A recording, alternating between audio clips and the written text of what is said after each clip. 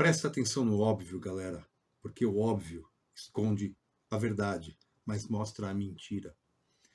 Enquanto a gente vê pessoas papagaiando absurdos em eventos mundiais, na frente aí do palco do mundo, né? Fazendo papel de tolo ou tola. Eu não tenho medo de você, inclusive. Boa! Fuck you, Elon Musk. Obviamente, isso não passa de uma distração para coisas que estão sendo tramadas aí na escuridão, porque não tem nada mais nefasto do que coisas que são tramadas na escuridão. Debaixo da sombra não pode haver luz, né? Portanto, presta atenção no óbvio.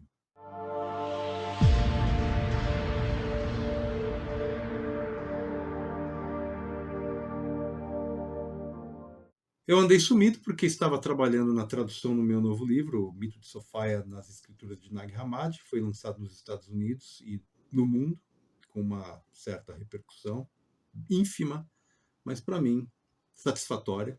Eu acabei de lançar um novo livro chamado As Escrituras de Nag Hammadi, uma nova leitura, volume 1, o primeiro volume dessa série, trata do Evangelho de Filipe e do Evangelho de Tomé. O Evangelho de Filipe, ele é um texto bem fragmentário, parece ser anotações de uma aula, né? Um monte de post-it, tudo colocado num caderno. Então ele não faz muito sentido, mas individualmente as anotações fazem bastante sentido para quem busca um pouco de iluminação. E o Evangelho de Tomé, o Tomé é o grande cético, né?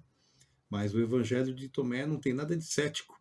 Ele é um conjunto de sabedorias, de ditos atribuídos a Jesus, e é uma delícia de ler aquilo. Mas, obviamente, o enfoque que eu dei nesses dois estudos foi o enfoque sofiânico, porque é ele que me interessa. Os dois livros estão à venda na plataforma Wiclap.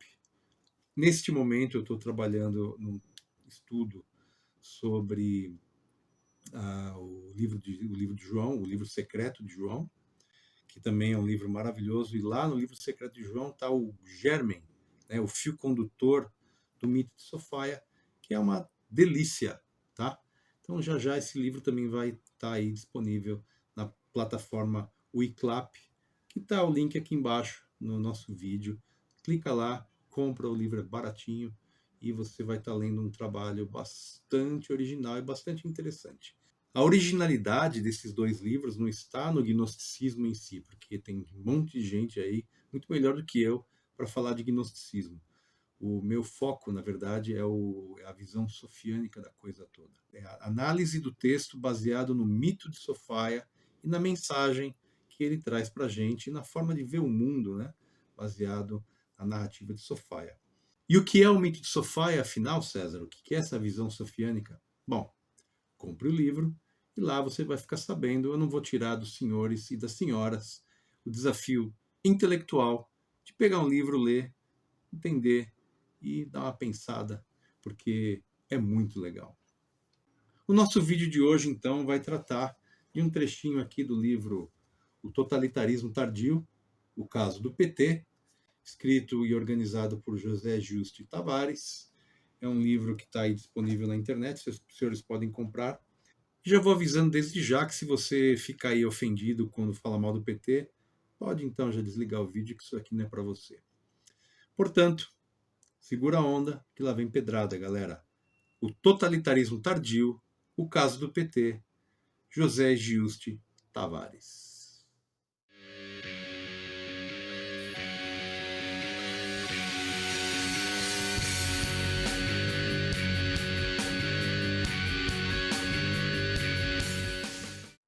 Então vamos lá, pessoal. O Totalitarismo Tardio, o caso do PT, José Giusti Tavares. Ele desenvolve aqui os fundamentos das democracias constitucionais, e ele, na terceira parte aqui do primeiro capítulo, ele entra, então, na questão do conceito de totalitarismo. Então, vamos ver o que é totalitarismo, já que é uma palavra em voga, né? Nos anos 40, o pensador marxista Cornelius Castoriadis, enfatizou que o verdadeiro criador do totalitarismo é Lenin. Efetivamente, em março de 1921, 4 decisões sob o comando de Lenin assinalaram a edificação na União Soviética do primeiro Estado totalitário do século XX. Decisão número 1. O Exército Vermelho, sob o comando de Trotsky, aniquilou definitivamente a insurreição do Kronstadt e, com ela, a resistência armada de camponeses e operários que, em diferentes latitudes do país, se opunham à ditadura comunista. Então, a instauração do regime bolchevique não foi 100% apoiada pelo proletário, tampouco pelos camponeses. Eles tiveram que ser exterminados. Segunda decisão. O 10º Congresso do Partido Comunista aprovou a nova política econômica que reintroduziu o capitalismo, absorvendo inclusive a participação do capital norte-americano e incrementou formidavelmente o lucro da produção urbano-industrial ao custo da repressão econômica do campesinato. Pau nos camponeses, porque eles queriam jogar água na fogueira bolchevique, né? Terceira decisão. Cumprida a sua função revolucionária, a democracia direta e popular dos sovietes, conselhos de operários, camponeses e soldados, esses que só davam dor de cabeça para o regime, foi substituída pela ditadura do partido bolchevique. E, enfim, a quarta decisão. O 10º Congresso adotou a resolução proibindo a existência e a formação de facções, bem como os debates no interior do partido. Ai, cale-se, você me deixa... Nele consagrando a ditadura interna no Comitê Central. É o Soviete Supremo, né? O povo no governo. Tá. Segundo Ernest Nolte, o totalitarismo europeu só pode ser corretamente compreendido com base na identificação da unidade histórico-cultural entre o fascismo italiano e o nacional-socialismo alemão e da sua derivação comum do comunismo russo.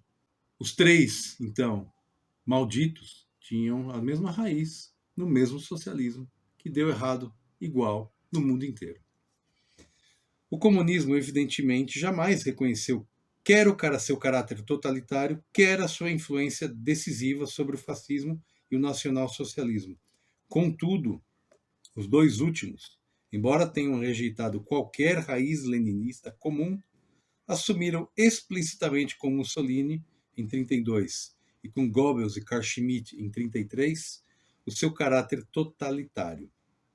Para escamotear a natureza totalitária do comunismo, os comunistas, e no Brasil os petistas, e aqueles que se encontram na periferia intelectual do PT, recorrem ao termo stalinismo. Com isso, o totalitarismo comunista fica reduzido a um momento particular de sua trajetória. Explicar o sistema totalitário soviético pelo stalinismo, atribuindo toda a responsabilidade a um único homem, não é apenas uma atitude estranha aos marxistas. É, sobretudo, um artifício diversionista para ocultar que o mal está no sistema, como assim assinalou o filósofo marxista Randolfo Mondolfo. Há, portanto, um conjunto de traços comuns ao comunismo, ao fascismo e ao nacionalsocialismo, e no Brasil ao petismo, que o conceito de totalitarismo identifica. Enquanto pensamento e enquanto conduta, o totalitarismo distingue-se não apenas da democracia constitucional, mas do autoritarismo, e não só por diferenças de grau ou intensidade, mas por oposição qualitativa. Totalitarismo e autoritarismo são coisas opostas, totalmente distintas, como nós vamos ver agora. O autoritarismo se caracteriza pela limitação à competitividade e ao pluralismo político, pela desmobilização e pela despolitização crescente da sociedade e da vida, pela insistência na indiferença e na neutralidade políticas e pela predominância nas relações entre Estado e sociedade de cooptação sobre representação. O totalitarismo, ao contrário, tende essencialmente à politização de todas as esferas da sociedade humana. Olha só, hein? incluindo a escola, a arte, a produção da ciência, o lazer, a família, a religião, a sexualidade e tudo mais que os senhores podem imaginar aí. Alimenta-se do apelo ao ativismo político e à mobilização revolucionária permanentes do homem comum, que as mediações institucionais da democracia representativa refreiam e sublimam. E faz desaparecer a distinção entre a esfera privada e a esfera pública, resolvendo a primeira na segunda, ou na linguagem de Rousseau, o homem no cidadão. Desaparece também inteiramente no totalitarismo a distinção entre Estado, governo, partido e sociedade, absorvidos os dois primeiros pelo partido, cuja dominação e cujo controle total atravessam o conjunto da sociedade, chegando por meio de vasos capilares aos sítios mais íntimos e recônditos da existência humana. Lenin hierarquizou em 5 níveis o envolvimento da sociedade pelo Partido Único no movimento revolucionário. O primeiro ocupado pelo partido e pelos profissionais revolucionários.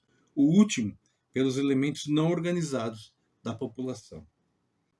O Partido Único totalitário percebe-se como portador de uma totalidade de conhecimento, de uma ciência e de uma teoria omnicompreensível e acabada da sociedade e do processo histórico uno e unívoco que conduz a um fim último inevitável, a redenção humana, o que investe o partido da missão de guiar o homem comum que não tem acesso a esse saber.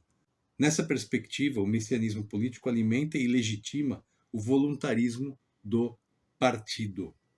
Como acentuou Hannah Arendt, as ideologias totalitárias aspiram a uma explicação total pela aplicação de uma ideia única a vários domínios da realidade. São monomaníacas. Enquanto os sistemas políticos constitucionais são individualistas e pluralistas, o totalitarismo tem uma visão essencialmente holista e monista do mundo. O universo intelectual do indivíduo totalitário é uma totalidade absolutamente inclusiva e, ao mesmo tempo, exclusiva. De um lado, todos os elementos que a integram são essenciais e nenhum deles pode ser retirado sem fazê-la perder o sentido. De outro, nenhum elemento que a ela não pertence originariamente pode ser por ela incorporado sem produzir alguma dissonância cognitiva. Na lógica do leninismo, o papel do partido consiste em ativar a insurreição das massas que, entretanto, desempenha no processo revolucionário um papel apenas espetacular, pois a tomada de poder é obra de uma minoria ilustrada e ativa que, aglutinada no partido e capitalizando a adesão emocional das massas, executa a conspiração e o golpe de Estado. Exitoso esse último, a consequência imediata é a ditadura do Partido Único, que persistirá por um tempo indefinido, porque a sua função não consistirá apenas em reprimir os opositores, mas em educar, pela violência tanto quanto pela persuasão, as massas imaturas. O apelo idealizado à violência é outro traço comum aos movimentos totalitários. Marx enfatizara que a violência revolucionária era a parteira da história, e Mussolini insistiu na ideia de que a tensão da guerra e o seu desafio de matar ou morrer temperavam e elevavam o caráter dos homens, assim como as dores do parto dignificavam a mulher. O elo entre o voluntarismo marxista-leninista e o fascismo foi promovido pelo sindicalismo revolucionário que Georges Sorel expôs nas reflexões sobre a violência. A politização totalitária é incomensuravelmente mais nociva que a despolitização autoritária. A despolitização autoritária retira o homem da política, mas, estimulando a indiferença quanto aos grandes problemas da sociedade, e permite recolher-se à intimidade e à autonomia de sua vida pessoal e civil. A politização totalitária substitui a participação da política autônoma, que reconhece como legítima tanto a diversidade de interesses particulares quanto o pluralismo de concepções acerca do interesse público e a possibilidade do indivíduo de decidir entre lealdades alternativas, pela mobilização política heterônoma de indivíduos com o ego previamente debilitado pelo envolvimento numa situação de massas.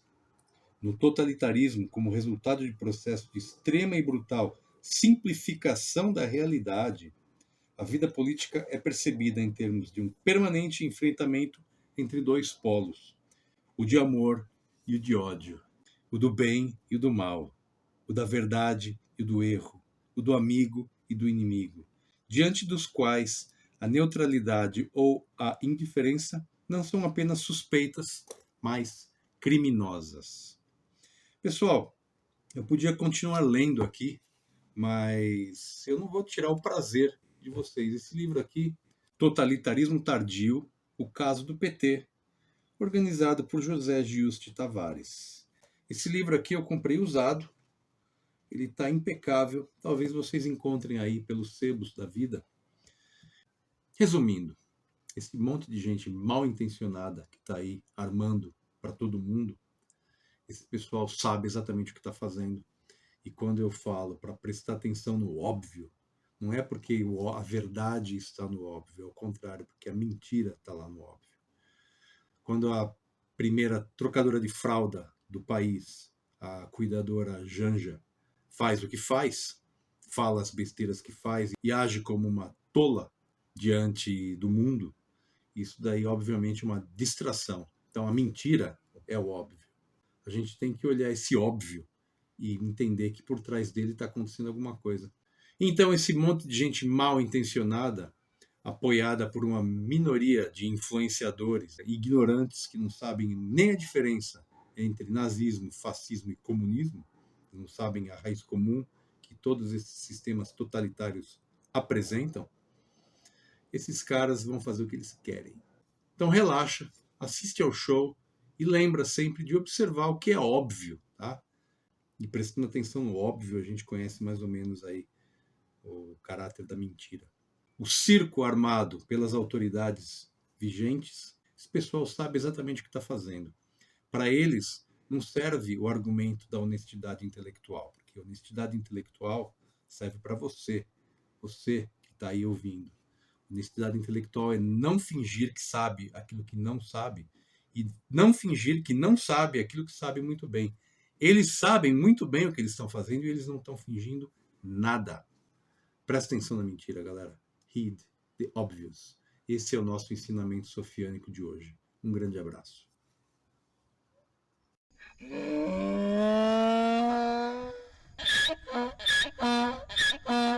How dare you! I'll be back.